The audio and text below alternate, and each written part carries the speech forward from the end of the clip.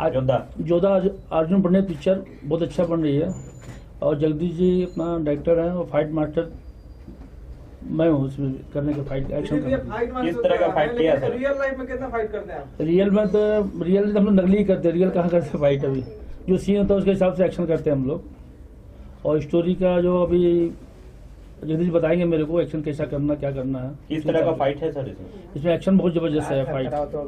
Sir अभी हाल ही में कौन सी को फाइट मारते थे, कुछ गलती से कुछ लग गया था तो उसके बारे में क्या कहना चाहेंगे? नहीं उसको तो गलती से लग गया था, लगता नहीं है लेकिन, और उसको वो मास्टर के ऊपर होता है और रियल जान के नहीं मारते उसको, वो लग जाता है गलती से।